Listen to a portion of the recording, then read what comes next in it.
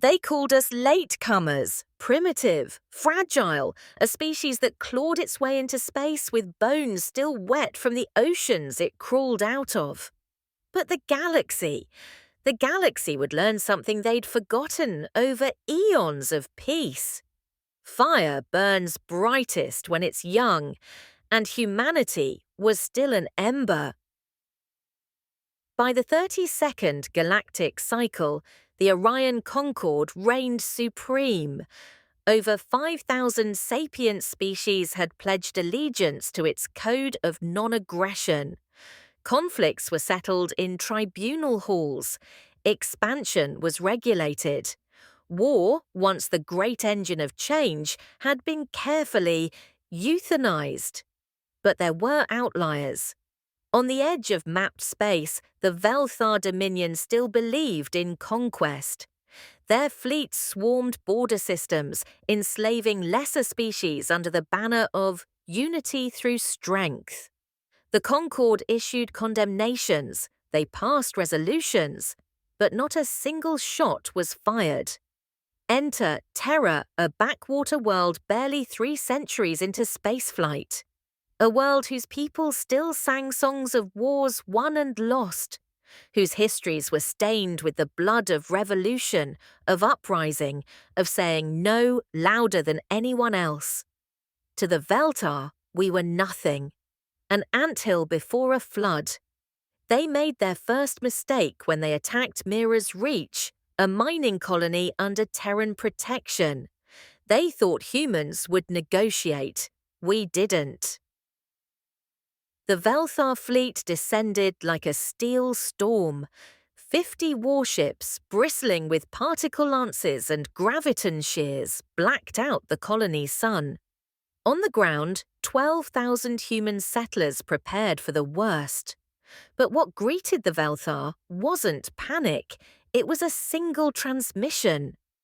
Coordinates locked, brace for hell. Orbital railguns, primitive by Concord standards, unleashed molten tungsten slugs. Human strike craft, barely faster than atmospheric jets, weaved between Velthar destroyers, planting fusion charges by hand. It was slaughter for both sides. But humans fought differently. Where Velthar captains calculated cost-benefit ratios, human marines fought for each other. Squad mates became brothers. Commanders bled beside rookies. The Velthar had never seen such unity in chaos. By the time their flagship Gorthak's Fang detonated, half the Velthar fleet was in ruins. The other half fled. Human casualties, 87%. Mira's Reach stood. That day, the galaxy learned humanity's first lesson.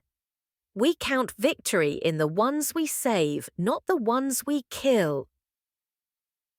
In the Concord Spire cities, the Mira's Reach incident sparked outrage.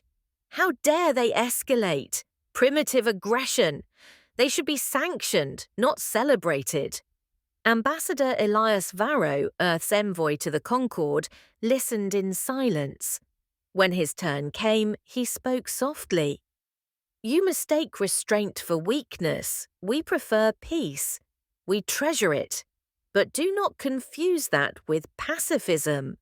He gestured to a holographic projection. Earth's history, a litany of uprisings, revolutions, resistance against oppressors. You bred out your fight over millennia. We never had that luxury. Varro's closing words echoed through the chamber. When tyranny calls, humanity answers. Not for conquest, not for glory, but because we remember what it's like to be small, voiceless, and ignored. Humiliated, the Velthar launched a final, desperate offensive. This time, they bypassed border skirmishes. They went straight for Terra.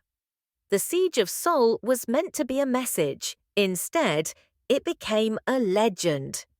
Velthar warships filled the void between Mars and Luna. Their demands were simple: surrender Terra, submit, or burn. Earth's response? A simple upload, the Gallipoli defense doctrine. It was an old Terran concept. If we cannot hold the line, we become the line. Civilian stations retrofitted with railgun batteries, mining drones reprogrammed as kamikaze interceptors, retired freighters stuffed with nuclear payloads. Every ship, every station, every human asset was mobilized. Velthar sensors detected over 30,000 bogies. Not warships, just people, fighting, clawing, refusing. For every Velthar destroyer that pushed forward, a dozen Terran lives were spent. But inch by inch, humanity held. In orbit above Earth, Velthar Admiral Kortal watched in disbelief as his invasion stalled. "This is madness," he snarled. "They're sacrificing everything. For what? A dirtball planet with no strategic value." But his tactical AI had no answer, because it wasn't logical, it was human. And that was the second lesson the galaxy learned. Humans don't fight for gain. We fight because it's ours, our home, our people, and no power in the stars can take that from us.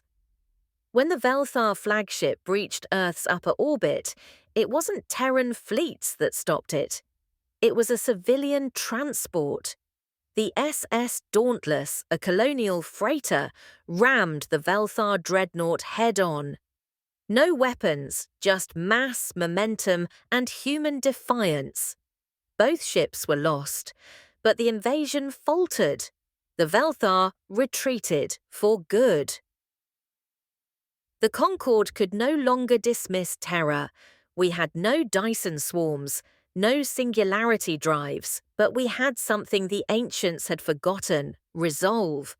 Within a cycle, dozens of fringe worlds petitioned for Terran defense pacts, not alliances of dominion, but partnerships of mutual protection. And so the Third Accord was signed, not in gold-lined halls but on Mira's reach, by hands still stained with grease, blood, and determination. In time, humanity grew, our fleets became stronger, our technology caught up. But it wasn't our weapons the galaxy feared. It was our memory.